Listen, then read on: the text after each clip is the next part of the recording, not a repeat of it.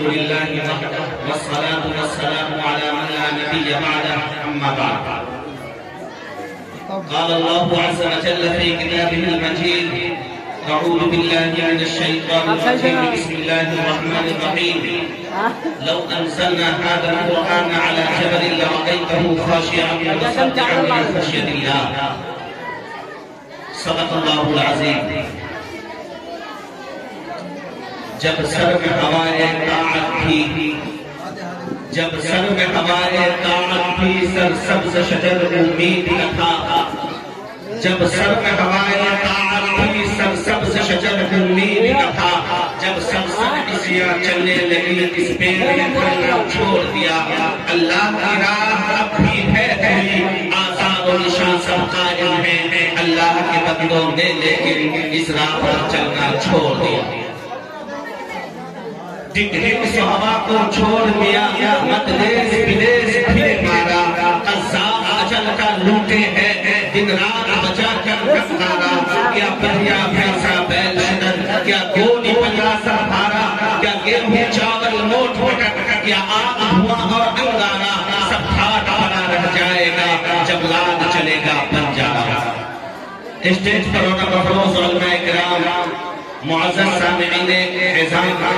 اور میری ماں اور بہنوں، میں ایک تمہید اور دو باتیں بیان کرنا چاہتا ہوں. تمہید کے طور پر میں سب سے پہلے یہ عرض کروں کہ ابھی ایک ہفتہ پہلے میں روہتاس میں تھا.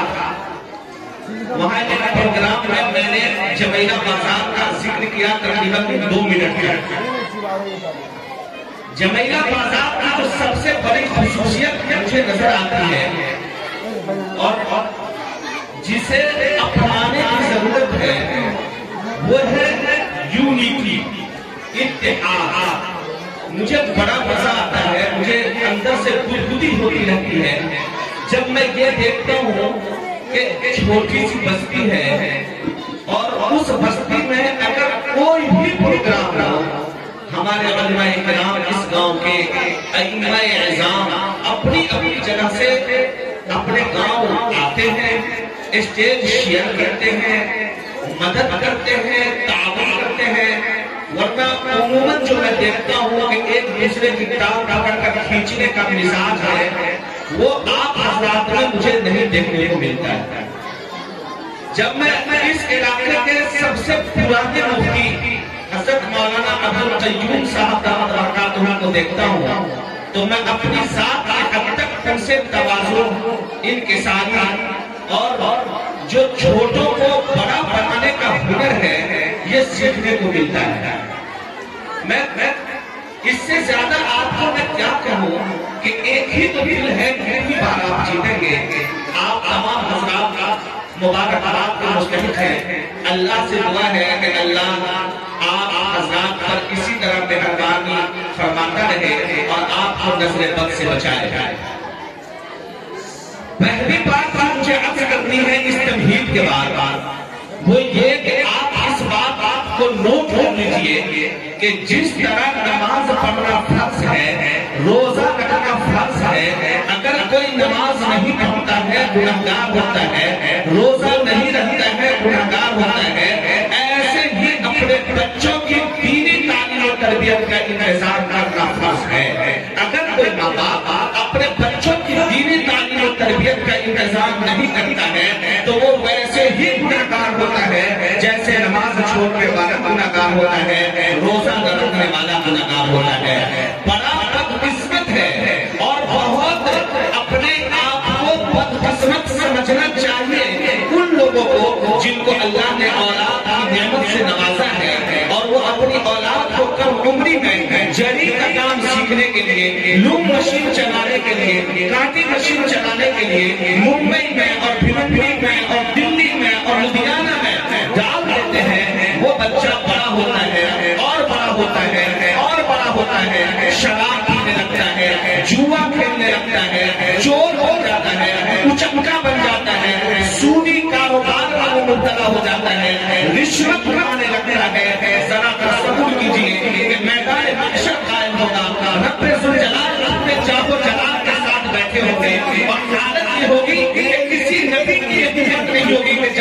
سفارش کریں کہیں آپ کا بیٹا اللہ کے سامنے آ جائے اور اللہ فرشتوں سے یہ کہے کہ یہ لڑکا چور تھا، یہ ڈکیت تھا، یہ نافرمان تھا، یہ نماز نہیں پڑھتا تھا، اس کی ٹانگ پکڑو، منہ کے بل گھسیٹو اور جہنم میں پھینک دو۔ اور روایت کے جملے میں احادیث کے ٹکڑے ملیں گے، وہ لڑکا اللہ کی طرف دیکھے گا، پھر ماں باپ کی طرف دیکھے گا اور کہے گا اللہ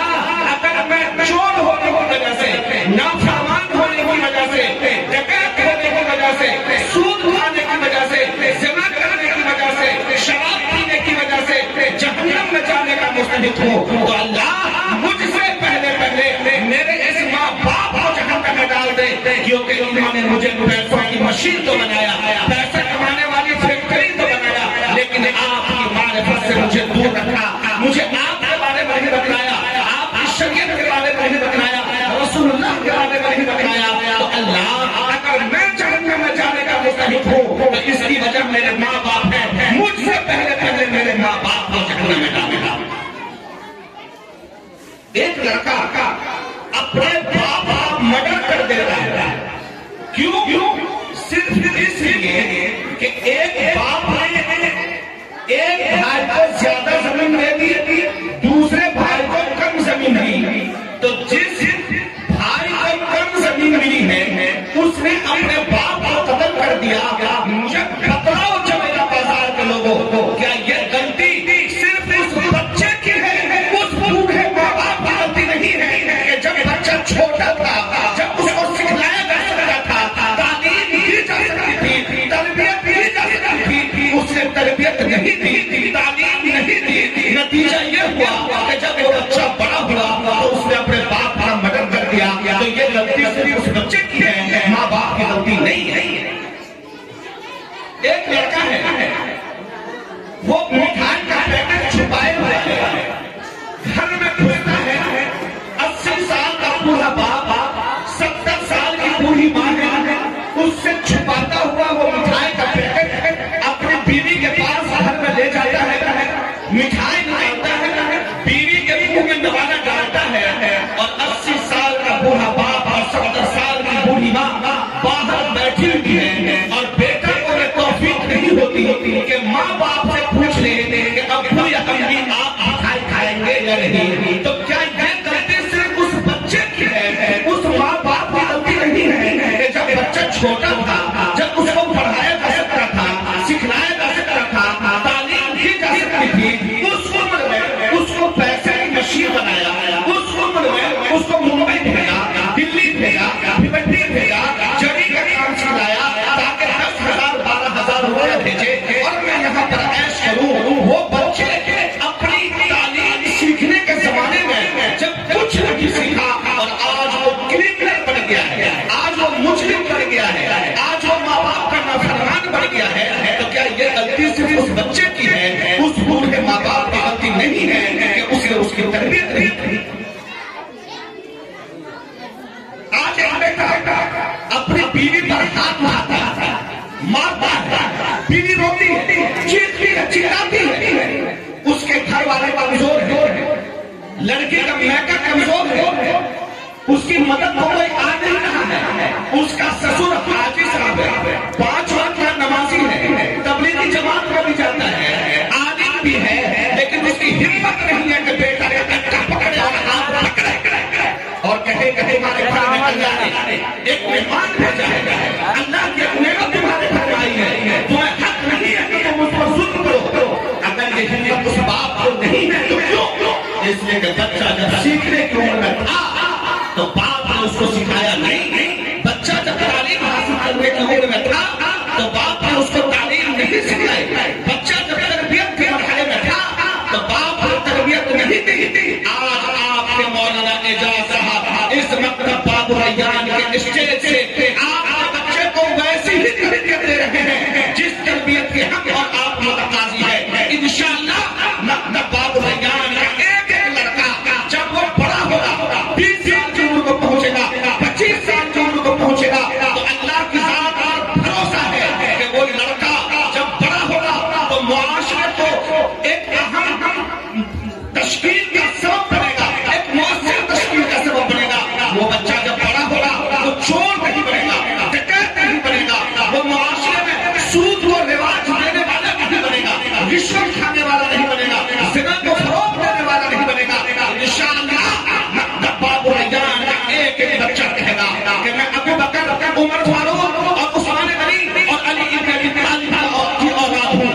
خون ممالک میں دوڑ رہا ہے اور ہمارے سامنے مشن ہے، ہمارے سامنے ہدف ہے اس دین کو پہنچانے کا، جس دین کو پہنچانے کے لیے نبی کائنات نے اپنے دانت توڑوائے تھے، جس دین کو پہنچانے کے لیے نبی کائنات نے اپنی دو بیٹیوں کو طلاق دلوائی تھی، جس دین کو ہم تک پہنچانے کے لیے اپنے پھول جیسے بدن سے لہو کے قطرے گرائے تھے، اس نبی کے دین کو ہم پہنچائیں گے۔ ہمیں امید ہے کہ جبیدہ بازار کی اس دھرتی پر جب تک مکتب بابو ریان قائم رہے گا، انشاءاللہ اس کا ایک طالب علم، اس کا ایک بچہ معاشرے کے لیے ایک اہم قریب ثابت ہوگا، اپنے وقت کا ابو حنیفہ ہوگا، اپنے وقت کا امام شافعی ہوگا، اپنے وقت کا احمد بن حنبل ہوگا، اپنے وقت کا امام مالک بنے گا، حسین احمد مدنی بنے گا، محمود الحسن دیوبندی بنے گا۔ انشاءاللہ اگر یہ مکتب کا وجود رہے گا، ہمارا بھی وجود رہے گا، یہ مکتب باقی رہے گا، ہماری لڑکیاں اپنے سروں پر آنچل رکھیں گی، سر پر حجاب رکھیں گی، پورے پردے کے ساتھ رہیں گی، جس طرح ہماری بیٹی آج اسٹیج پر آ رہی تھی، فاطمہ الزہرا کا نقشہ ہمارے سامنے آ رہا تھا، ہم بیٹھ کر یہ سوچ رہے تھے کہ نبی کائنات کی بیٹیاں زینب، کلثوم اور رقیہ اسی طرح اپنے بدن کو ڈھانپتی ہوں گی، اسی طرح اپنے بدن کو ڈھانپ کر لوگوں کے سامنے دعوت و تبلیغ کا کام انجام دیتی ہے۔ انشاءاللہ یہ پہلا پیغام میرا آپ حضرات کے لیے کہ اپنے بچوں کو دینی تعلیم سے آراستہ کریں۔ دوسرا پیغام میری ماں اور بہنیں بیٹھی ہوئی ہیں، میں کہنا نہیں چاہتا ہوں ماں بہنوں کے سامنے، لیکن اگر نہ کہوں تو کب کہوں، اگر نہ کہا جائے تب کہا جائے۔ یہ بات آپ اپنے دل میں بیٹھا لیجیے اور یقین کر لیجیے کہ جس ملک میں ہم رہ رہے ہیں یہ ملک انتہائی نازک صورتحال سے گزر رہا ہے۔ ہماری آنے والی نسل ایمان پر باقی رہیں گی یا نہیں ہم یقین کے ساتھ نہیں کہہ سکتے۔ پورے منظم سازش کے تحت یہ کوشش کی جاتی ہے کہ ہماری مسلم لڑکیاں غیر مسلم لڑکوں کے ساتھ شادی کریں۔ اس کے لیے غیر مسلم لڑکوں کو فنڈ فراہم کیا جا رہا ہے، پیسے دیے جا رہے ہیں، وہ مسلم لڑکیوں کو اپنی محبت کے جال میں پھنسا رہا ہے، اس کو ہوٹل اور پارک کو گھمانے کا جھانسا دیتا ہے، محبت اور پیار کے جال میں پھنسا کر اس سے شادی کرتا ہے، اور جب جسمانی بھوک اس کی ختم ہو جاتی ہے تو پھر اس کو قتل کر دیا جا رہا ہے، پھر اس کی لاش ٹرین کی پٹری پر ملتی ہے اور کبھی کسی اور جگہ ملتی ہے اور پولیس اس کو خودکشی کا کیس ثابت کر کے فائل بند کر دیا گیا۔ ہندوستان کا ایک بڑا خبر ہے The Times of India کی رپورٹ کے مطابق پچھلے 3 سال میں تقریباً 40,000 مسلم لڑکیوں نے غیر مسلم لڑکوں سے شادیاں کی۔ 40,000 مسلم لڑکیوں نے غیر مسلم لڑکوں سے شادیاں کی ہیں۔ اے قوم مسلم کے غیور نوجوانوں، ذرا کیا آپ کے دل کی دھڑکن تیز نہیں ہوتی؟ کہ آپ کا دل نہیں کامتا کہ ایک لڑکی جو مسلمان گھر میں پیدا ہوئی تھی، باپ نے اس کا نام عائشہ رکھا تھا، باپ نے اس کا نام فاطمہ رکھا تھا، بڑی محبت سے اس کو پالا بڑھا تھا، گود میں کھلایا تھا، ماں نے جھولا جھلایا تھا، پاپا کی پری کہلائی تھی، محبت کی دیوی کہلائی تھی۔ جب وہ بڑی ہوئی تو کسی نے اس کو جنت کی کلی کہا، کسی نے معصوم پھول کہا، وہ لڑکی بڑی ہوئی اور بڑی ہوئی۔ باپ نے سوچا کہ یہ زینب بنے گی، رقیہ بنے گی، باپ نے سوچا کہ یہ عائشہ اور فاطمہ کے نقش قدم پر چلے گی، لیکن آج اگر وہ کسی ٹیکا لگا کے لڑکے کے ساتھ آ گئی ہے اور اس کی ویڈیو سوشل میڈیا پر وائرل ہوتی ہے اور پورا مسلم سماج شرم سے اپنے سر کو جھکائے ہوا ہے، اور آپ کی اور ہماری ہمت نہیں ہے کہ اس فیس بک کے کامنٹ سے جا کر ہم پڑھیں، کیونکہ اس کامنٹ سے ہم کو چڑھایا جا رہا ہے کہ دیکھو تمہاری بہنوں اور تمہاری بیٹیوں کو ہم نے اپنے گھر میں باندھی بنا کر رکھا ہے اور ڈھیل بنا کر رکھا ہے۔ اے قوم مسلم کے نوجوانوں، اپنے گھر کی خبر لو، بڑے دل کی محبت کے ساتھ، بڑی محبت کے ساتھ اور بڑی چیز کے ساتھ میں کہنا چاہتا ہوں، ذرا اپنے گھر کی خبر لو۔ نبی کائنات صلی اللہ علیہ وسلم نے فرمایا لوگوں کو سنو، دیوس جنت میں نہیں جائے گا، دیوس جنت میں نہیں جائے گا، کرام نے پوچھا اے اللہ کے رسول دیوس کسے کہتے ہیں؟ تو اللہ کے رسول نے فرمایا الذی یجر اہلہ والخبثا، دیوس وہ ہے جو اپنی بیوی کو اپنی حالت پر چھوڑ دے، بیٹی کو اپنی حالت پر چھوڑ دے، گھر کی عورتوں کو اپنی حالت پر چھوڑ دے، اس کی خبر بھی نہ کرے کہ اگر میری بیٹی رات میں بستر پر جاتی ہے تو جانے کے بعد لیٹتی ہے سوتی ہے، اگر وہ بات کرتی ہے تو کس سے بات کرتی ہے، اگر لڑکا ہے تو وہ ہے، لڑکی ہے تو اس کا کریکٹر ایسا ہے، یہ خبر یہ فکر اس کے باپ آئی ہے، اس کے بھائی آئی ہے، تو ہمیں کہنا پڑتا ہے کہ نبی کائنات نے فرمایا کہ وہ دیوس ہے اور دیوس کو جنت کی خوشبو بھی نہیں۔ کیا آج ہمیں شرم نہیں آتی کہ ہماری 16 سال کی بچیاں 17 سال کی بچیاں جس کے دودھ کے دانت نہیں پھٹے، جس کی شادی نہیں ہوئی ہے، وہ ہاتھ میں موبائل پہنی ہے اور سر کا آنچل، سر کا دوپٹہ کمر میں بندھا ہوا ہے اور گاؤں کے ایک کنارے سے لے کر دوسرے کنارے تک بات کرتے ہوئے چلی جاتی ہے، اور اس کے باپ کی ہمت نہیں ہے کہ پوچھے کہ تمہاری تو شادی نہیں ہوئی ہے، تم کس سے بات کر رہی ہو؟ اس کے بھائی کو یہ نہیں ہے کہ تمہارے ہاتھ میں موبائل اگر تم ٹیوشن لے رہی ہے، اگر تم پڑھ رہی ہو، تمہارے ٹیوشن کا وقت کون سا ہے، تمہارے پڑھنے کا وقت کون سا ہے؟ آپ اس کے واٹس ایپ اگر آپ نہیں دیکھ رہے، اگر آپ اس کے نمبر کو نہیں کھلا رہے، کال سے آپ چیک نہیں کر رہے کہ یہ ایک گھنٹہ تک کس سے تم نے بات کر رکھی ہے، یہ لڑکا کون ہے؟ اگر لڑکی ہے تو یہ لڑکی سے تمہارا کیا تعلق ہے؟ یہ فکر ہمیں نہیں ہے، یہ فکر آپ کی نہیں ہے، تو میں نہیں کہتا، آپ نہیں کہہ رہے، بلکہ ہم سب کے نبی فخر موجودہ احمد مجتبی محمد مصطفیٰ سرور کونین صلی اللہ علیہ وسلم کا ارشاد ہے کہ وہ دیوس ہے اور وہ جنت کی خوشبو بھی نہیں پاتا۔ ایک لڑکی ہے جو یہ سوچتی ہے کہ میں ایک مسلمان گھر میں پیدا ہوئی ہوں، وہ یہ سوچ رہی ہے کہ ہم مسلمان گھر میں پیدا ہوئے ہیں، اسلام کا ہم زندہ رہیں گے، ایمان پر ہماری موت آئے گی، آخر کہاں پر یہ پٹری بدل جاتی ہے کہ وہی لڑکی جو پورے حجاب کے ساتھ رہ رہی ہے، وہی لڑکی جو پورے جسم کو ڈھانپ کر رہ رہی تھی، کون سا جادو ہوا، کون سا ٹونا ہوا کہ اس کے ہاتھ بہکنے لگے، اس کی نظر بہکنے لگی، اور نتیجہ یہ ہوا کہ ماں باپ کا سر شرم سے جھک گیا، اب اس کا باپ چوک پہ جا کر چال کرنے کے لائق نہیں ہے، اس کا بھائی 10 آدمی کے درمیان بیٹھنے کے لائق نہیں ہے، ایسا کیوں؟ اس کی وجہ بتاتا ہے۔ غور سے سنو، اگر کوئی لڑکی کسی لڑکے سے بات کرتی ہے تو میں تھوڑی دیر کے لیے فرض کر سکتا ہوں کہ اس گھر کے مردوں کو معلوم نہیں ہو سکتا ہے، باپ کو معلوم نہ ہو سکتا ہے، بھائی کو معلوم نہ ہو سکتا ہے، اس گھر کے مرد کو معلوم نہ ہو، لیکن یہ بات میں کسی بھی صورت میں تسلیم کرنے کو تیار نہیں ہوں کہ اس گھر کی عورتوں کو معلوم نہ ہو، اس کی ماں کو معلوم نہ ہو، اس کی بھابھی کو معلوم نہ ہو، اس کی ماں بھی کو معلوم نہ ہو، اور کو یہ بات معلوم رہتی ہے، اور عورتیں اس کے ماں کو بتلاتی ہیں کہ تمہاری بیٹی فلاں سے بات کرتی ہے، بھابھی بتلاتی ہے، ماں بھی بتلاتی ہے کہ تمہاری بیٹی فلاں سے بات کرتی ہے، لیکن نہیں، تم ہماری بیٹی پر الزام لگاتے ہو، میری بیٹی ایسی نہیں ہے، بخاری اور مسلم کی راویہ ہے، میری بیٹی بہت ہی نیک سیرت ہے، میری بیٹی بہت ہی نیک سیرت ہے، نتیجہ یہ ہوا کہ وہ لڑکی جب اپنا آخری قدم رکھ دیتی ہے جہنم کے کنارے، تب ماں کی آنکھ کھلتی ہے اور باپ کی آنکھ کھلتی ہے، اور تب اسے احساس ہوتا ہے کہ کہنے والے نے صحیح کہا تھا، اے کاش میں وقت پر دھیان دیا ہوتا، اے کاش وقت پر دھیان دیا ہوتا، اس وقت اگر